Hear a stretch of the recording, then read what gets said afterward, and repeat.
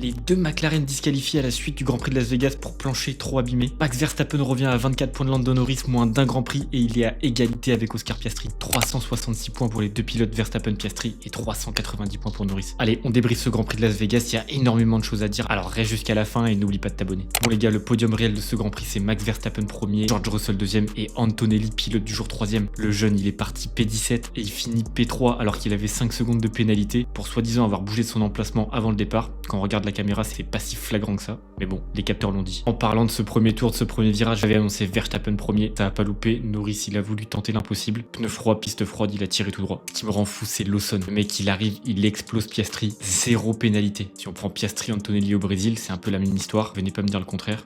Là, pas de pénalité. La FIA à 2 vitesses. Je comprends pas. Bortoletto, lui, il prend une pénalité assez logique, il envoie 3 voitures au tapis. Alors lui, il a carrément loupé son freinage, il est arrivé à Mach 12, catastrophique. Max Verstappen, très impressionnant, record du tour dans son dernier tour, sans que Max il va aller chercher le titre. Voilà. J'avais annoncé de Piastri depuis le début de la saison, milieu de saison.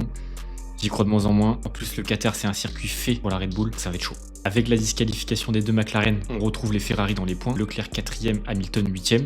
Hamilton, ne pas oublier qu'il partait P19. Bon, ils prennent cher encore au championnat face à McLaren et Red Bull. Je pense que pour eux, ça va être très compliqué. Ils sont 4ème, c'est loin. Les deux As finissent dans les points. Esteban Ocon 9ème, ça va lui faire du bien. En plus, il finit devant son coéquipier. Magnifique performance d'Isaac Hadjar, il termine 6ème. Il termine la saison en beauté. Il n'y a plus de suspense sur le fait qu'il sera chez Red Bull l'année prochaine. Tant mieux pour lui. Allez, rendez-vous dans une semaine au Qatar, circuit de Losail. Les pilotes risquent d'être fatigués, énormément de décalage horaire avec Las Vegas. Et on y verra peut-être un peu plus clair sur le championnat à la suite de ce Grand Prix.